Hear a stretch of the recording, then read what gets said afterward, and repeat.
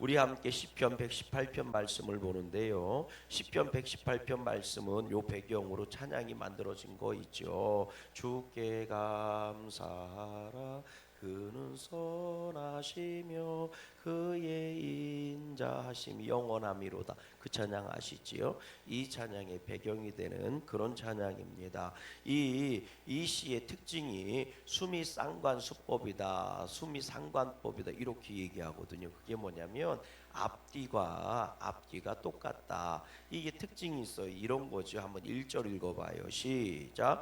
여호와께 감사하라 그는 선하시며 그의 인자하심이 영원함이로다. 또 마지막 절도 보세요. 29절 시작. 여호와께 감사하라 그는 선하시며 그의 인자하심이 영원함이로다. 이렇게 앞뒤로 똑같이 배치해 놨다는 거 시가. 그런데 여기서 끝나지 않고 여러분 참 재미있게도 계속 반복돼요. 이게 연달아 반복되는 문구들이 나오거든요. 또 읽어보세요. 2절 보세요. 2절 시작. 이제 이스라엘은 말하기를 그의 뭐가 인자하심이 영원하다 할지로다. 또 3절 보세요. 시작. 이제 아론의 집을 말하기를 그의 뭐가 인자하심이 영원함이로다. 반복되잖아요. 4절도 보세요. 시작. 이제 여호와를 경외하는 자는 말하기를 그의 인자하심이 뭐예요? 영원함. 그러니까 그의 인자하심이 영원하다가 계속 반복되잖아요. 그러다가 또 보세요. 뭐라고 돼 있나?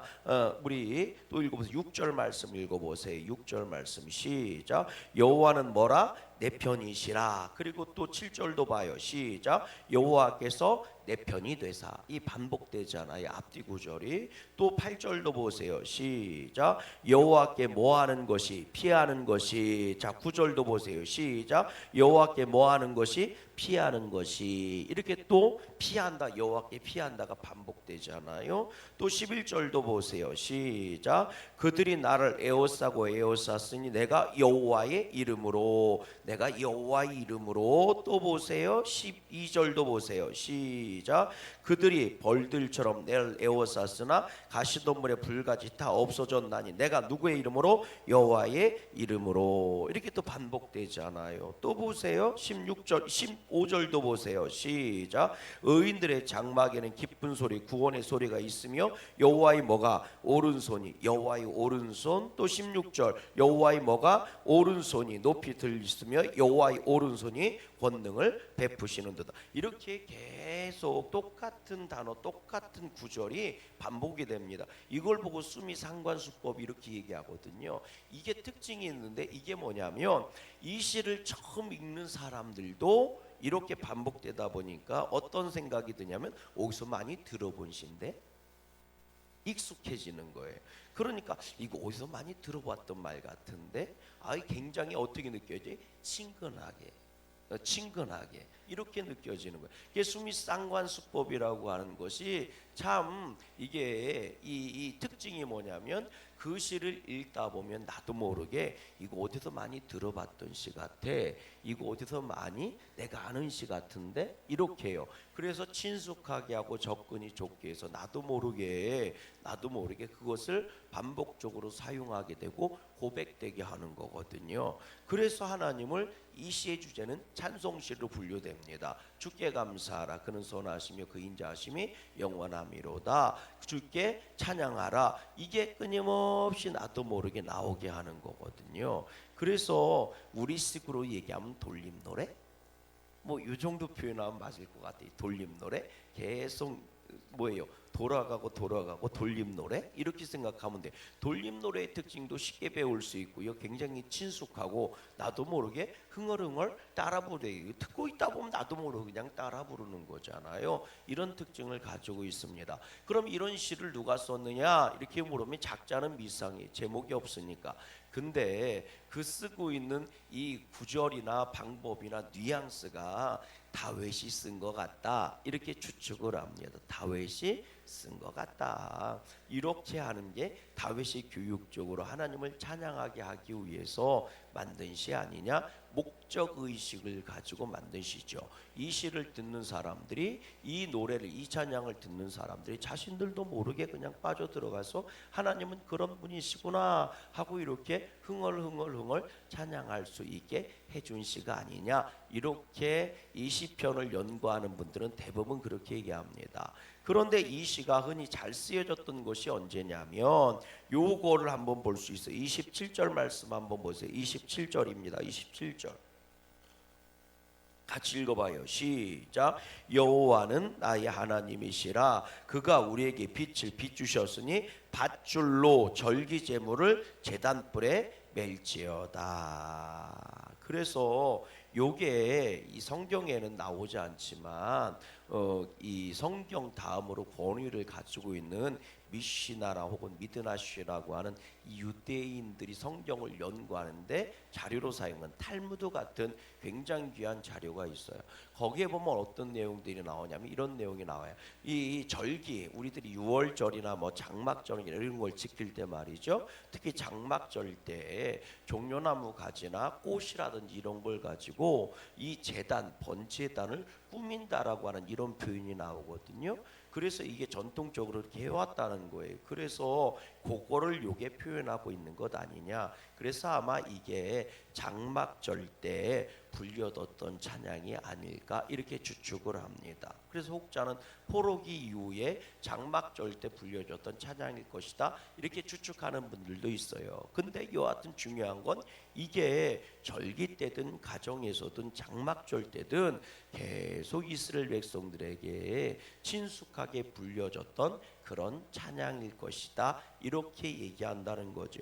그렇습니다. 우리가 신앙생활 할 때요, 우리들이 평소에 흔히 부른 나의 찬양이 있지 않습니까? 찬송가가 많이 있고 600장이 넘는 찬송가가 있고 복음성가는 수천 곡의 복음성가가 있지만 여러분, 우리가 생활 속에서 나도 모르게 흥얼흥얼 부르는, 즐겨 부르는 찬양들이 있습니다. 소위 얘기해서 18번지라고 하는 찬양이죠. 나도 모르게 그냥 생각 없이 나오는 찬양이에요. 이런 찬양들이 많이 있습니다. 저 같은 경우도 하늘 가는 밝은 길이 이 찬양 많이 부르거든요. 그냥 나도 모르게 흥얼흥얼 나와요. 그 제 집 맡은 우리 구주 이런 것들 나도 모르게 그냥 흥얼흥얼 나오는 찬양들이 있습니다. 태산을 넘어 험곡에가 또 이게 부르는 찬양들이 있습니다. 그것처럼 말이죠. 우리 생활 속에서 어떤 한 부분이 그 사람에게 이 들어온 한 부분이 이 뉘앙스 자체가 나도 모르게 불려질 수 있는 그런 찬양들입니다. 바라기는요, 오늘도 이 한날 여러분 삶 가운데 하나님의 귀한 찬양이 끊이지 않지 흘러나올 수 있는 믿음들 될 수 있기를 주님의 이름으로 간절히 소망합니다. 자, 오늘 말씀 한번 들어가 볼게요. 하나님은요 선하시며 인자하심입니다. 이게 앞부분에서 계속 반복됩니다. 1절 말씀 읽어봐요. 같이 읽습니다. 시작. 여호와께 뭐하라? 감사하라. 왜 감사하느냐? 그는 뭐하시며 선하시며 그 인자하심이 뭐합니다? 영원함이로다. 여호와 감사, 선하다, 인자하다, 영원하다. 우리가 오늘도 하나님께 감사해야 하는 것은 그분은 우리를 향한 계획하심과 마음이 선하시고 인자하시기 때문이라는 거예요. 선하다라고 하는 거는요, 언제나 옳다 이런 뜻이 되고 언제나 좋다 이런 뜻이 되는 거예요. 그러니까 하나님이 나를 대하실 때 나를 향하신 계획하심이, 나를 향하신 일하심이 어떤 것이냐? 선하신 거라는 거예요. 나를 만나러 오시고 나와 교제하시고 물론 나에게 은혜를 베풀어 주시고 나에게 말씀하시는 모든 본질이 그 심령이 뭐예요? 선하다는 거예요. 그러니까 선한 길 갖고 나를 만나러 오신다는 거죠. 여러분, 우리가 가끔가다 성경에 보면 그런 표현 나오잖아요. 누군가 선지자나 말이죠, 왕이나 누가 왔을 때 선한 계획을 갖고 왔느냐 아니면 나쁜 계획을 갖고 온 거냐, 이걸 평안이십니까? 왜 나를 만나러 오셨습니까? 만나러 오신 이유가 평안입니까? 이렇게 물어보는 장면들이 나오거든요. 그것처럼 사람이 사람을 만날 땐 의도라는 게 있잖아요. 그냥 지나가다가 부딪히고 이런 것들 말고 내가 누군가를 목적의식을 갖고 만나러 갈 때, 누군가를 일부러 만나러 갈 때는 뭐가 있는 거예요? 목적, 의도라는 게 있다는 거예요. 하나님이 우리를 창조하시고 우리를 만나시고 우리를 부르신 것도 목적, 의도가 있기 때문인 줄로 믿습니다. 마치 주님께서 갈릴리 해변을 거니시다가 베드로를 부르시고 그의 배에 올라타시고 한 뭐가 있는 거예요? 의도, 목적이 있다는 거죠. 주님이 우리에게 말씀을 하신 뭐가 있어요? 의도, 목적이 있다는 거죠. 그 목적과 의도가 뭐예요? 선한 계획이라는 거예요. 선하심이라는 거예요. 여러분, 하나님이 우리를 대하시는 마음은 선한 마음이신 줄로 믿어요. 오늘 우리에게 와서 너는 이 주일에 양구감리교에서 뭐 해라? 예배하라. 너는 기도하라. 찬양하라 하시고 명령하신 이유가 뭐냐는 거죠. 그게 본질적으로 선하시다는 거예요. 좋은, 그리고 옳은, 그리고 그것이 합당한 뭐가 되는 거예요? 선함이라는 거죠. 여러분, 하나님은요 오늘도 선을 이루시기 위해서 나를 불러주신 줄로 믿어요. 그래서 그의 계획은 언제나 뭐예요? 선하시단 말이에요. 너희 몸을 하나님이 기뻐하시는 거룩한 산제사로 드리라. 이는 너희가 드릴 영적 예배니라. 너희는 이 세대를 본받지 말고 오직 마음을 새롭게 함으로 하나님의 선하신 계획을 깨달아야 된다는 거죠. 아멘이십니까? 오늘 주님께서 나를 대하시는, 나를 만나시는 이유가 선하십니다. 그리고 그 선한 계획을 어떻게 이루시느냐? 인자하심으로 이루어 가시는 거예요. 사랑하심으로 이루어 가신다고요. 하나님이 우리에게 나타나실 때는 사랑으로 나타나시는 줄로 믿어요. 사랑의 모양이 때로는 위로가 되고, 때로는 은혜가 되고, 때로는 소망이 되고, 나한테 소망을 주시고 하지만 그 밑바탕이 뭐예요? 사랑으로, 인자하심으로 나를 대하시고 그 계획을 이루어 가신다는 거예요. 주님이 십자가 지실 때요, 주님이 그 하나님의 오르신 계획, 선하신 계획을 이루려고 당신이 십자가 지실 때 그 십자가의 본질이 뭐였어요? 사랑으로 이루어 주신 거란 말이에요. 옆 사람 인사하십시다. 하나님은 사랑이십니다. 그분이 당신을 나타날 때 그분이 어떻게 나타나느냐? 사랑하심으로 나타나요. 근데 이게 뭐예요? 영원하다는 거예요. 이게 뭐라고요? 영원하다고요.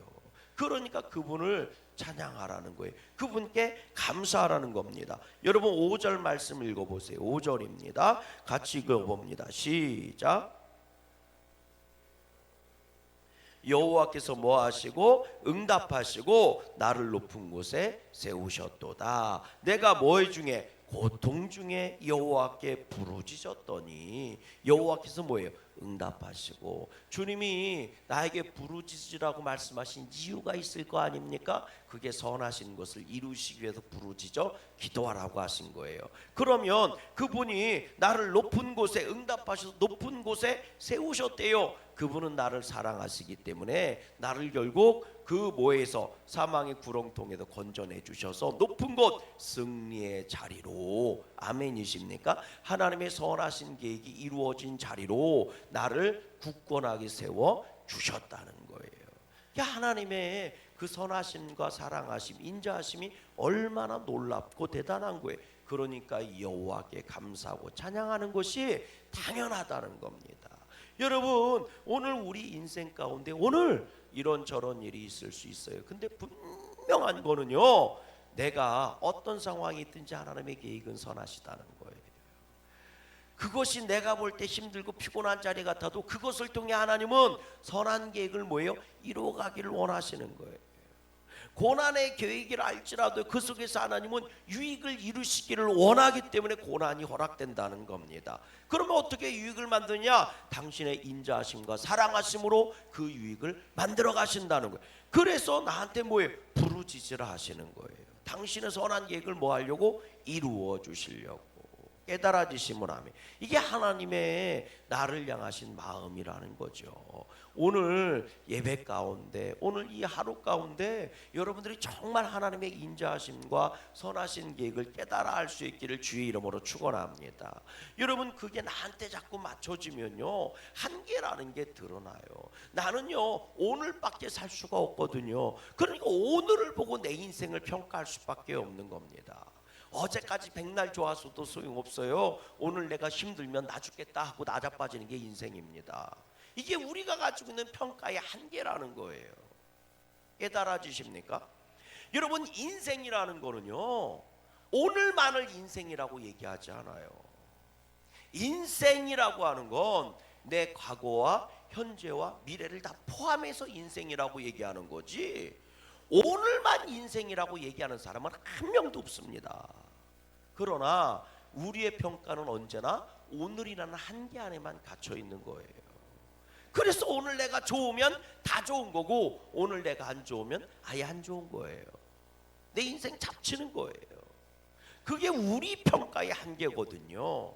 그래서 오늘 내가 가지고 있는 감정이나 오늘 내가 가지고 있는 상태로 내 인생을 평가하면 나는 진짜 허무한 존재고 나는 필요 없는 존재고 나는 쓸모없는 존재고요. 나는 슬픔을 가진 존재일 수밖에 없어요.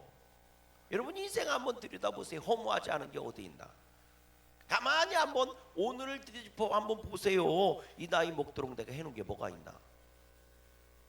그러니까 인생이 허무할 수밖에 없어요. 여러분 내가 잡으려고 그렇게 했었지만 오늘 내가 보세요. 잡은 게 뭐가 있는지. 내가 잡은 게 진짜 잡은 겁니까? 잡은 거 아니거든요. 한순간에 빠져나가는 거거든요. 그러니 인생이 허무하고 인생이 부질없을 수밖에. 그래 인생 부질없어 이렇게 얘기하는 거예요. 그러나 믿음의 눈으로 바라보세요. 인생이 정말 부질없는가? 오늘 내 인생이 부질없는 인생인가? 아니요. 하나님의 놀라운 계획하심과 선하신 뜻이 이루어지고 있는 게 내 인생이란 말이에요. 아멘이십니까? 내 삶의 한복판에서요, 내 과거, 현재와 미래를 통해서 하나님은 나를 향하신 선하시고 인자하신 계획을 이루어가고 계신 거란 말이에요. 옆 사람 인사하십시다. 그대 인생은 절대로 덧없지 않습니다. 세상살이가 덧없는 거지. 인생 무의미하게 이 세상에 살아가는 인생은 하나도 없습니다. 하나님의 계획하심이 있으니까 이 세상에 모든 것들이 태어났어요.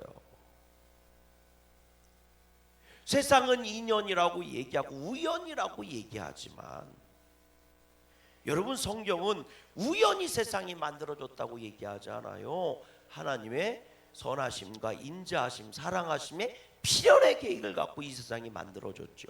그래서 이 세상에 있는 것 작은 것 미물조차 하나도 하나님의 계획하심이 들어있지 않은 건 하나도 없습니다.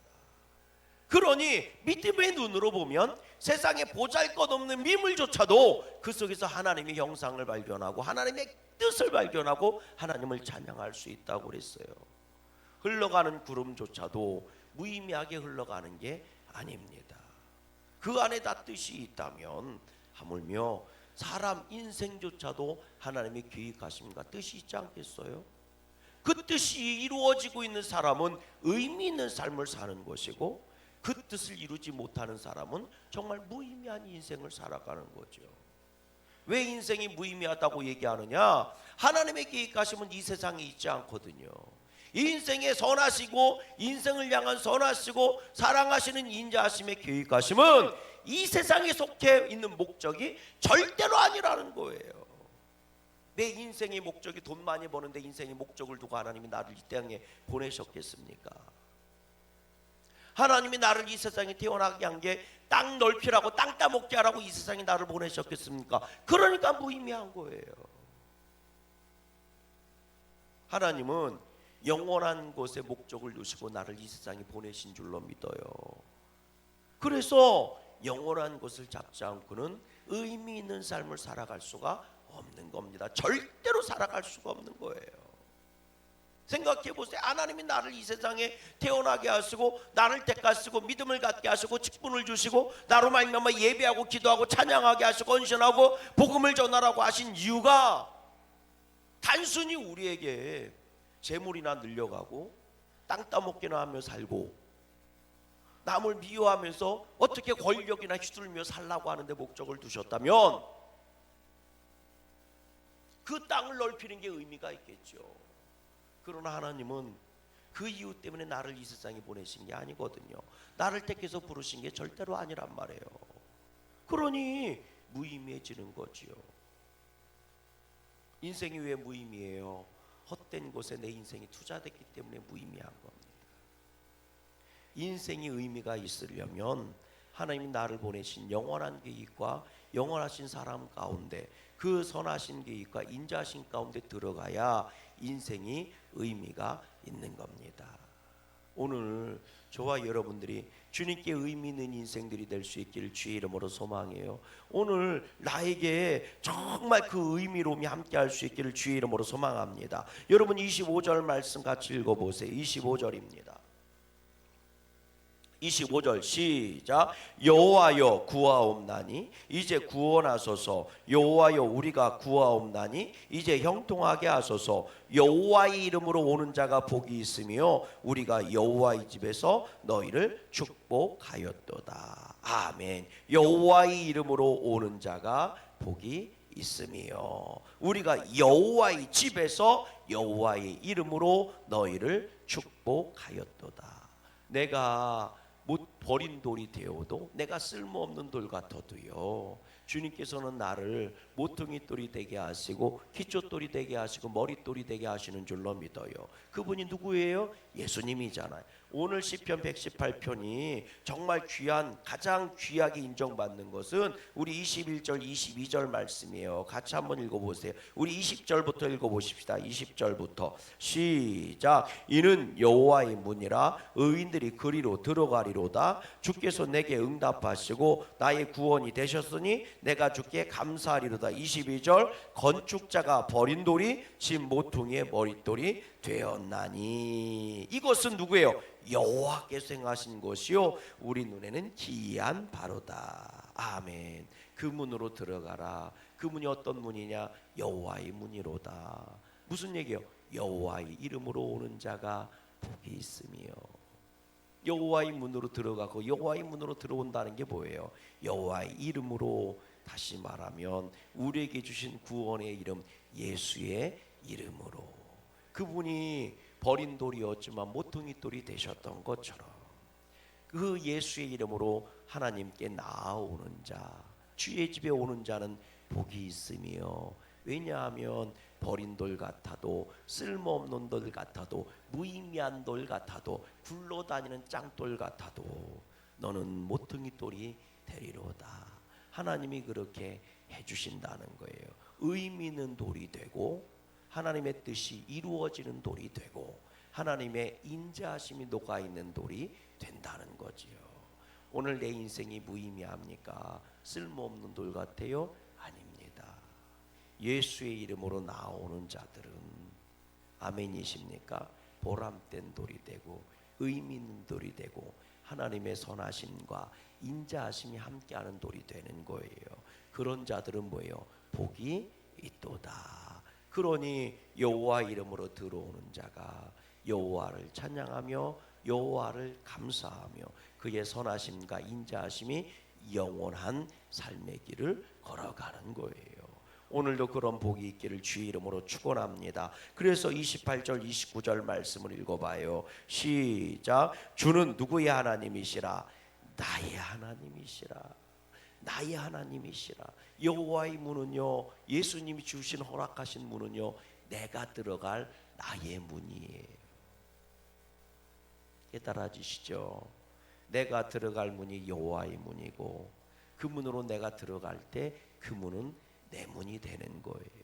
그런 사람들, 주는 나의 하나님이시라 내가 주께 감사하리이다. 주는 나의 하나님이시라 내가 주를 높이리이다. 주께 감사하라. 그는 선하시며 인자하심이 영원함이라. 아멘. 이 찬양의 뜻이 그런 고백인 겁니다. 오늘도 그렇게 주님께 찬양으로 나와 보람된 믿음의 길 걸어가는 저와 여러분들 다 되시기를 주님의 이름으로 간절히 소망합니다. 하늘에 계신